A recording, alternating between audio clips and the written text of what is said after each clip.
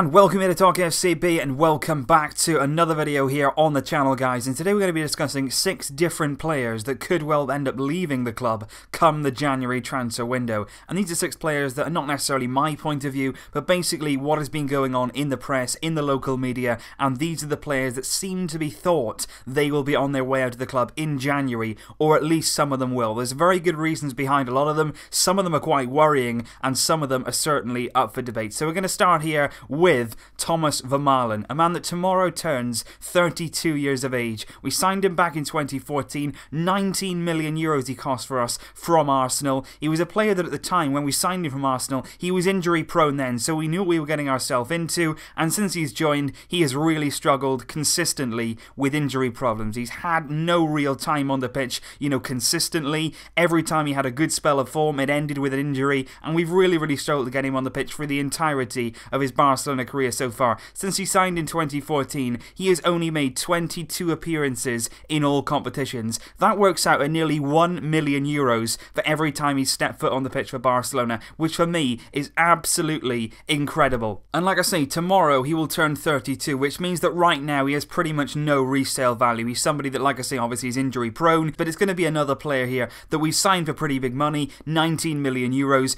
and we're going to sell him on for pretty much nothing, just like what happened with Jeremy Matthew, and it's going to happen exactly the same here with Thomas Vermaelen. If we sign another centre-back in January, I think for sure he's going to be leaving. He was actually very close to leaving in the summer transfer window. He was on his way to Everton. Everything was done. At the last minute, though, Barcelona pulled the plug on the deal because they felt they needed to keep him as their fourth centre-back. We sent Marlon out on loan for Nice for some unknown reason. We should have just kept Marlon at the club, a young, developing centre-back, somebody that we can rely on, somebody that isn't injury-prone, and Vermaelen could have moved on and got game time at another club. He right now is desperate for minutes. He wants as many minutes as possible so that he can go to the World Cup with Belgium. He needs to be on the pitch if he's going to be chosen for them, and he actually came out recently with some very interesting quotes. He basically said, in the summer I thought it would be a positive move to stay at Barcelona, but after seeing how my situation is right now, I've seen that is definitely not the case. And after he played in Belgium's 3-3 draw with Mexico during this international break, he came out after the game and said, I'm very happy to play here, given that with my club I almost never play. Now from some perspective I can understand that with Vermaelen. I think, like I say, we should let him go in the summer, no question about it, but at the same time he's not really done enough to get played. When he does play, he's a decent player, but it's getting him fit. He cannot be relied on. You cannot rely on him as a centre-back, as a player in your squad, simply because he cannot stay fit. It's a genuine fact here, and unfortunately for him, it really hasn't worked out at Barca.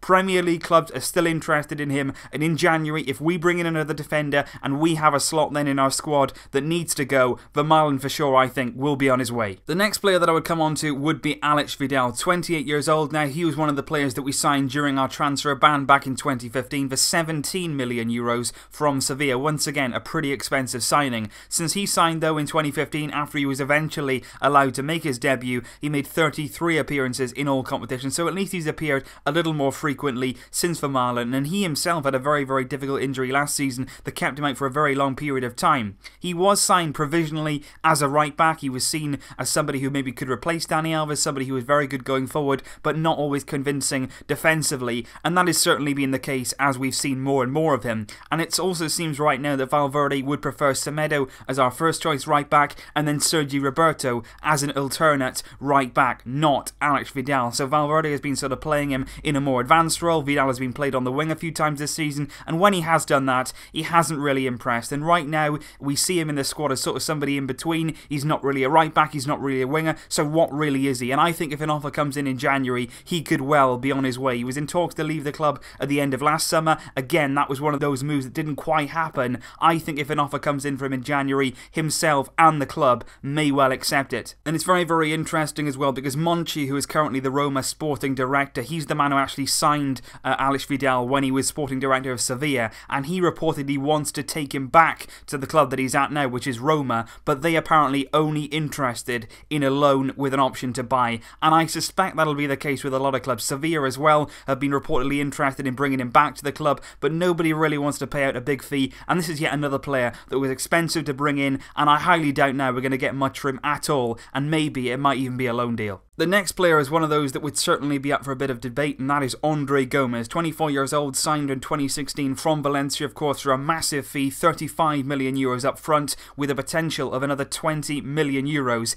in add-ons. So a very, very expensive player. How many of those add-ons are currently being reached, I'm not quite sure, but he was expensive nonetheless. Since he's joined, though, he has made 58 appearances in all competitions, so he's somebody that's played a lot of football. What I would say, though, when the time that he has been on the pitch, both under Luis Enrique and now Valverde, is not very often that he's actually been played in his most comfortable role. He's often been deployed in a very deep midfield role, or sometimes even on the wing, which is incredible. The most favoured position of Andre Gomes is in that midfield position, slightly more advanced, the more creative player, in the sort of Iniesta role, if you like, when he's able to have a bit more freedom going forward. And very, very seldom has he actually been played in that perfect position for him. So he's been quite unlucky with that. He's suffered from a lack of confidence. I think the pressure is getting to him a bit. The fans turned against him last season as well. That was very difficult for him, and on deadline day in the summer he was yet another player that was very, very close to leaving this club. Tottenham were very, very close to signing him. That was going to be a loan deal. There was going to be an obligation to buy though once he reached a certain amount of games. That didn't quite go through. Since then though, Juventus once again have been highly linked with his signature, and it's reported as well that other Premier League clubs would certainly be interested in doing business, and Monaco as well have been mentioned. It's going to be interesting to see what happens. Whether Valverde counts on Gomes will certainly go a long way, and the next 2 months in how he plays will certainly determine whether he will be a Barcelona player beyond January of 2018.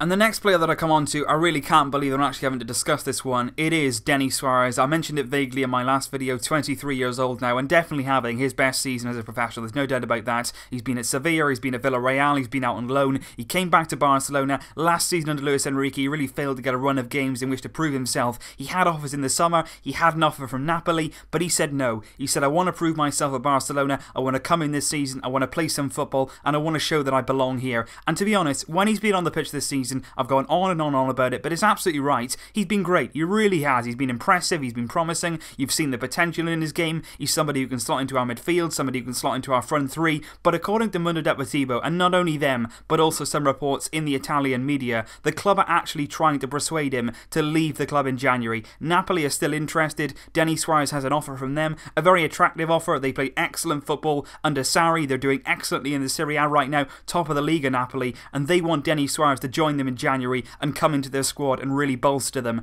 And there's a real chance of this happening if Denis Suarez chooses to leave, because apparently Valverde and the club would rather keep Andre Gomes instead of Denis Suarez. I don't really understand why it needs to be one or the other. Maybe both of them could stay. Maybe we could move around some other options in our midfield. But apparently, according to Mundo Deportivo, Denis Suarez is being convinced to leave by the club, and right now the situation is unclear. Valverde is not playing him enough. When he is playing him, he's impressing, but then he's being left out of teams. Clearly that's not the good way to go. We're going to have to wait and see what happens, but I really, really hope that we keep hold of Denis Suarez. He has quality, he has potential, and we need to start giving him more chances to show that on a regular basis. The fifth player that I'm going to mention is somebody that of course you would have expected to be in this video, Arda Turan, 30 years old now. By the end of January he will have been 31, yet another player that's getting on in his career, and his resale value is going down and down and down. He was one of those like Alex Vidal who was signed during 2015 when we had the transfer ban. 34 million euros we paid for him to Atletico Madrid, and there was also a chance with that of 7 million euros in add-ons and variables. He's also another one in the squad who's on very, very high wages, and since he's joined the club he has made 55 appearances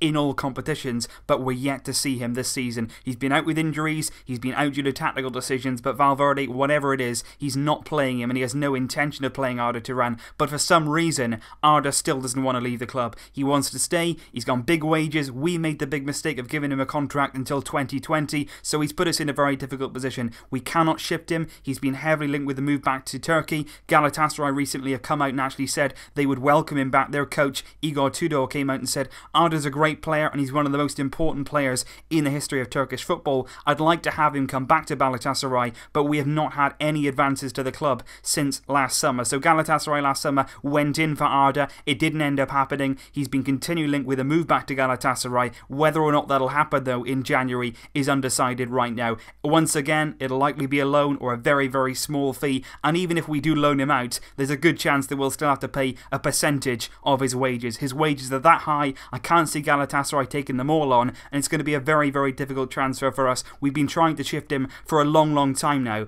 but it just isn't happening. And the final player that I'm going to discuss in this video is striker Paco Alcacer, 24 years old, signed for 30 million in 2016 from Valencia, and since then he's made 33 appearances in all competitions since joining, and he has 11 goals and 5 assists in that time. And I have to say, since Alcacer has joined the club, he's never really been given a continued run in the team. He's never really had a chance to really gather some form, both under Luis Enrique and now Valverde. He's never really had a sustained period in which he's been in the team to impress. He played in the Copa final when Denis Suarez was suspended. He scored in that game, and of course very recently Valverde was very, very reluctant to give him any minutes whatsoever, even though Suarez has had a bad loss of form, even with the injury of Ousmane Dembele. Valverde very reluctant to play Paco Alcacer whatsoever, but of course in our last game against Sevilla, which could have changed a lot, Valverde finally started Paco Alcacer, who ended up winning us the game of course with his 2 goals, and it's really unknown how that will affect things. Will Valverde now play Paco more? Will this have done nothing to help him? Or maybe now could this attract even more suitors when it comes to the January transfer window? Just before the game against Sevilla, when it was looking like Paco Alcacer would definitely be leaving the club, he wasn't getting any minutes whatsoever. Southampton were heavily linked with him from the Premier League of course during October. Lille and Celta Vigo and other La Liga teams have also been mentioned, but like I say, that Sevilla game is really crucial. It's how he moves on from that now. If Valverde gives him more chances, he'll have November, he'll have December to impress Valverde, to try and put his mark on the team and prove that he deserves to stay at the club. Paco Alcacer himself came out very recently after that game against Sevilla and openly said, I want to stay at the club, I want to prove myself, I want to make my name here, I want to stay. So there's no doubt in his mind the only people that are going to force him out are the club, and if Valverde doesn't count on him, he could well be leaving in January, even though despite the quality we saw in the past game, he needs to get more chances, and when he gets those chances, if he does, he really, really does need to take them. So those are the 6 players that I'm going to mention, guys. There's other players in there you might want to look to, maybe somebody like Rafinha, who still isn't back to full fitness unfortunately. Hopefully this month we hear some positive news on that. He went through another load of surgery on his knee. Hopefully he can come back as soon as possible and help us in midfield and attack, but somebody like him could be on his way out if he gets back to fitness and the club decide they don't count on him, and if Valverde doesn't see him in his plans. There's other players as well who could possibly be on their way of course, and we're also going to be looking at incomings later on today. I'm going to have another transfer video coming up for you guys in which I'm going to be talking about Fekir, also Timo Werner, and maybe even Paulo Dybala. Just some players that we may be scouting that may suit our system, and maybe in January and the summer coming up we can bring some players in after of course we've offloaded the dead weight, some of which I mentioned in this video. As always guys, leave your thoughts down below. Who out of these players do you think should leave the club in January, and maybe if not in January, look ahead to the summer? Do you think any of them should be offloaded then, or does some of these guys deserve a chance? You know, certainly the likes of Denis Suarez for me deserves an opportunity. I think it might still be a bit soon to sort of cut our ties with Andre Gomes and Paco Alcacer. Let me know your thoughts down in the comments guys. I'll see you very, very soon with that next transfer video, but until then, as always, Vesca El Barça. Barça, Barça, Barça.